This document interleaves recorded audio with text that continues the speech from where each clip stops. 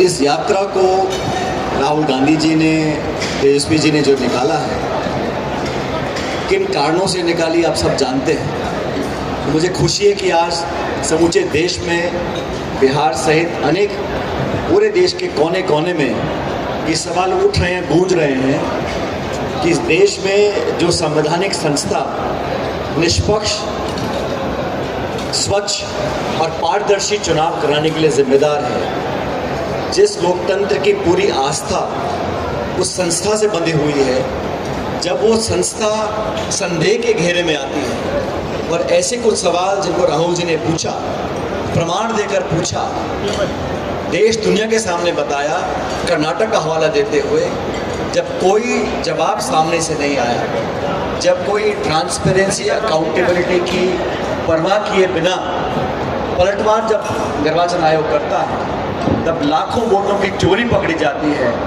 Voter list में गड़बड़ी पकड़ी जाती है, तब जनता के अंदर जमहूरियत में विश्वास बनाए रखने के लिए, सवाल पूछने के लिए और जवाब मांगने के लिए इस यात्रा को निकाला गया है। और इस भीषण गर्मी में जो अपार जनसमूह इस यात्रा के समर्थन में स्वतः हजारों लाखों लोग, खासकर नौजवान, सड़कों पे आके इस यात्रा का समर्थन कर रहे हैं, वो इस बात का जीता जागता उदाहरण है कि इस देश की जनता वोट चोरी को बर्दाश्त नहीं करेगी।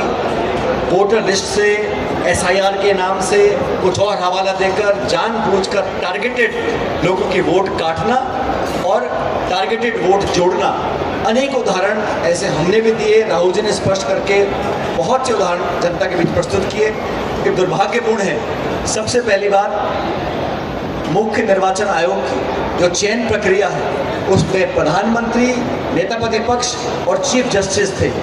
बिना वजह उस प्रणाली को बदलकर प्रधानमंत्री, गृह मंत्री और नेता प्रतिपक्ष, ताकि 2 के बहुमत से जिसको भी आप चाहो मुख्य निर्वाचन आयोग आप बना सकते हो। किसने डिमांड रखी थी, क्या कारण थे, किस कोर्ट का आदेश था? पहली बात, निर्वाचन आयोग ने वोटर लिस्ट में जो गड़बड़ियां करी और उसके बाद सीसीटीवी फुटेज को नष्ट करने का जो निर्णय लिया, वो किसकी दलील थी, किस मतदाता ने मांग रखी थी? आप वोटर लिस्ट पार्टीज को नहीं देंगे, और जब सुप्रीम कोर्ट ने आदेशित किया निर्वाचन आयोग के कांग्रेस पार्टी को वोटर लिस्ट दीजिएगा, उसी दिन अपने नियम बदलकर कहा कि हम बाध्य नहीं है, हम वोटर लिस्ट नहीं देंगे। आप वोटर लिस्ट देना नहीं चाहते, आप सीसीटीवी फुटेज जो है कैमरा की वो नष्ट करना चाहते हो, आप जवाब देना नहीं चाहते, उल्टा आप हलफनामा मांग रहे हो। अगर निर्वाचन आयोग राहुल जी के कथन पर जांच करता और निष्पक्ष जांच के बाद बोलता हमें कुछ नहीं मिला, मैं बात मानता था, जांच करने को तैयार नहीं, लाखों लाख लोगों को वोट से वंचित रखने की अगर कोई तैयारी कर रहा है, तो वोट के अधिकार के लिए, इस देश में लोकतांत्रिक प्रणाली को स्थिर रखने के लिए, और इस देश की जो निर्वाचन आयोग वाली संस्था है, उस संवैधानिक संस्था को नीतिगत तरीके से जो खोखला करने का काम किया जा रहा है, उसके विरोध में तमाम हमारा गठबंधन आज सड़कों पर है। और मुझे खुशी है कि सारे हमारे गठबंधन के जो दल हैं, सिर्फ नेता नहीं, कार्यकर्ता भी कंधे से कंधा मिलाकर इस बिहार की सरकार और केंद्र की सरकार के खिलाफ मजबूती से डटे हुए हैं। बदलाव की लहर पूरे बिहार के अंदर है, और बिहार में जो शासन चल रहा है, हम सब ने देखा है, लूटपाट, फरोती, तमाम सीएजी की रिपोर्ट आ गई, हजारों करोड़ का उसमें गबन दिखाया गया है, पेपर लीक हो रहे हैं, नौकरी मिल नहीं रही, उद्योग ठप पड़े हैं, किसान हाहाकार मचा रहा है, शिक्षित नौजवान बेरोजगार घूम रहे हैं। इस व्यवस्था को पलटने के लिए इस यात्रा को निकाला गया है। और जब बिहार के चुनाव आएंगे, तो बिहार वो जमीन है जहाँ राजनीति खेत खलियान में, गली मोहल्ले में, छोटे बड़े शहर गाँव में हर लोग जानते समझते हैं। और यहाँ कोई कितनी कोशिश कर ले इस चुनाव का मुंह मोड़ने के लिए, धर्म के नाम पर, जाति के नाम पर, लेकिन विकास, रोजगार, निवेश और सुशासन के नाम पर यहाँ पर बदलाव होगा। और ये मेरा संपूर्ण विश्वास है कि आगामी विधानसभा चुनाव के अंदर हमारा गठबंधन स्पष्ट बहुमत लेकर एक परिवर्तन लेकर आएगा साथियों। और परिवर्तन सिर्फ सत्ता का नहीं, व्यवस्था का परिवर्तन है। बेरोजगार को नौकरी मिले, वंचित लोग हैं, दलित हैं, पिछड़े हैं, आदिवासी हैं, गरीब हैं, किसान हैं, उनको अधिकार मिले।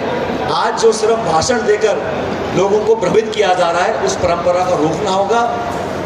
अमेरिका ने जो टैरिफ लगाए हैं, उसका कोई जवाब भारत सरकार के पास नहीं है। सही तो ये होता जब पता था कि इस प्रकार की परिस्थिति पैदा होगी, एक पैकेज तैयार करते।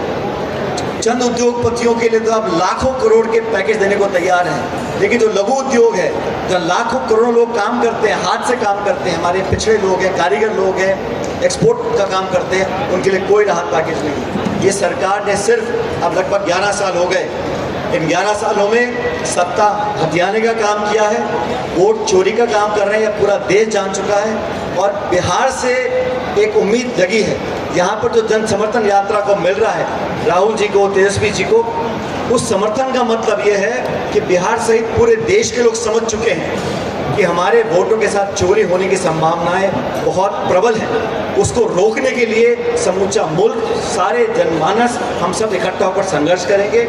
और आने वाले समय में अभी बहुत से भाषण होंगे, बहुत एनडीए के नेता आकर यहाँ बातें बोलेंगे, लेकिन कोई अपने बिहार के श्वेत पत्र जारी करने को तैयार नहीं है कि कितना हमने निवेश किया।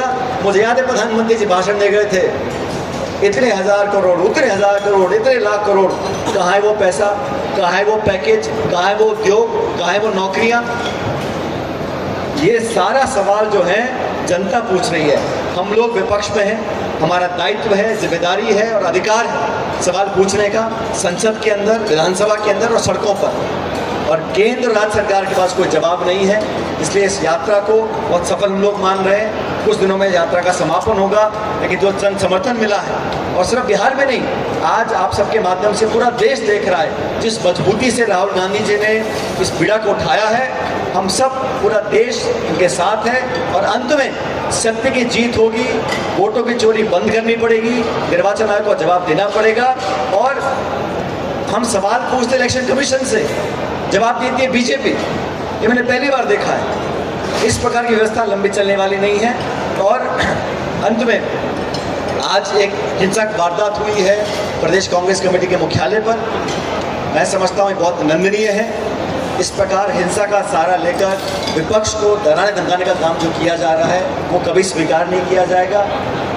ये महात्मा गांधी की पार्टी, कांग्रेस पार्टी, और हमने हमेशा कहा है कि राजनीति में अभद्र भाषा का और हिंसा का कोई स्थान नहीं है। लेकिन जो घटनाक्रम हुआ आज पटना में, उसकी हम निंदा करते हैं, भर्त्सना करते हैं और उम्मीद करता हूं कि सरकार अपनी नींद से जागेगी, इस प्रकार की घटना को रोकेगी और दोषियों पर सख्त कार्रवाई करेगी। दरभंगा में प्रधानमंत्री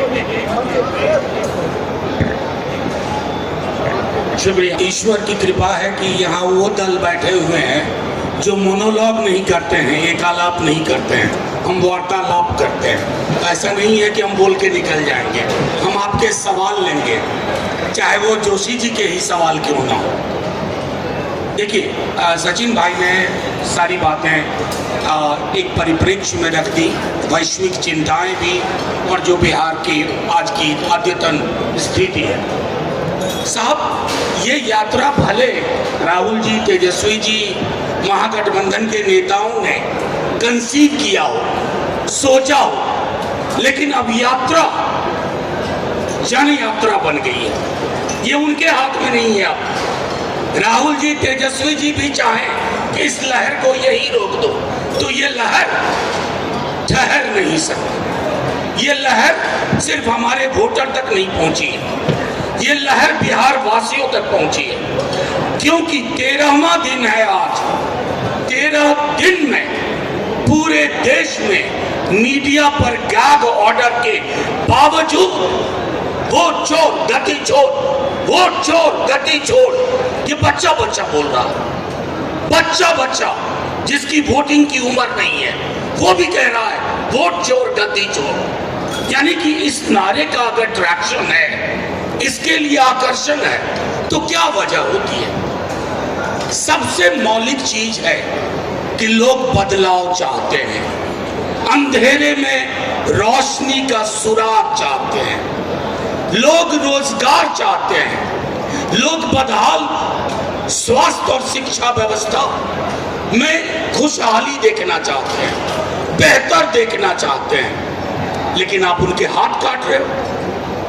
ये बदलाव मत से होता है, वोट से होता है, और आप ने वोटर ही डिलीट करना शुरू किया। आपसे कोई आंकड़ा मांगे, सचिन भाई को मैं बताऊं, तमाम लोग जानते हैं, हम सबसे पहले चुनाव आयोग के पास गए, पूरी टीम हाथ जोड़ा, ये अन्याय कर रहे हो, हंस के टाला, अहंकार वाली हंसी। इतनी सारी चीजें, आज मैं उस विस्तार में नहीं जाऊंगा। फिर हम सर्वोच्च न्यायालय गए, सर्वोच्च न्यायालय ने 2 दफे कहा कि आधार को दिशा निर्देश दिया कि आधार को लो, अपने आधार को निराधार डॉक्यूमेंट बना दिया। तीसरी बार लिखित ऑर्डर देना पड़ा सर्वोच्च न्यायालय को। क्या आपको समझ नहीं की पहले कि आधार एकमात्र दस्तावेज है बिहार में जिसका सैचुरेशन 86% है, मैट्रिकुलेशन का 18% है, आवासीय प्रमाण पत्र का 21%, और आपके 11 दस्तावेज में वो शामिल थे, आधार नहीं था। मंशा क्या थी? मंशा थी गरीब, गुरबा, दलित, पिछड़ा, मुसलमान, उनको बेदखल करो। इस चुनाव की प्रक्रिया से, लोकतंत्र से गरीबों का बेदखल होने का मतलब है लोकतंत्र बीमार होता है। फिर एक दिन लोकतंत्र मर जाता है। ये मारने की कोशिश कर रहे थे, लेकिन इस यात्रा ने न सिर्फ वोटर अधिकार के माध्यम से एक बिगुल लोगों ने फूंक दिया है। ये इनके हाथ में अब नहीं है कि ये चाहेंगे कि हम डिलीशन कर लें, इलेक्शन को ओमिट करने की कोशिश करें, इनसिग्निफिकेंट बना दें। अब लोग एक एक वोट पे पहरेदारी देंगे, पहरेदारी। संभवतः पूरे महागठबंधन को बूथ एजेंट की भी जरूरत नहीं पड़ेगी, लोग बूथ एजेंट होंगे। हमें लोगों का वो जो अपार किसी पार्टी की वजह से यात्रा नहीं होती है। यात्रा तब तक बलवती नहीं होती है, सार्थक नहीं होती है, जब तक उस यात्रा के पीछे लोग न जुड़ जाए। 13वां दिन है और मैं बता रहा हूं, जहां जहां से ये यात्रा गुजर रही है उसके 100 किलोमीटर दाएं, 100 किलोमीटर बाएं उस यात्रा की गूंज सीधे तौर पे जा रही है। आप सभी मीडिया के साथियों का प्रश्न भी हम लेंगे, लेकिन उससे पहले मैं एक बात कहूं। हमारे तमाम नेताओं ने एक तथाकथित वीडियो चलाया गया और कहा गया कि राहुल जी तेजस्वी जी का मंच था। अरे साहब, झूठ की भी एक सीमा होती है, फरेब की सीमा होती है। हम तो आपसे भाषा के स्तर पर भी लड़ रहे हैं। हम तो चाहते हैं कि आपकी भाषा शालीन रहे, हम तो उसकी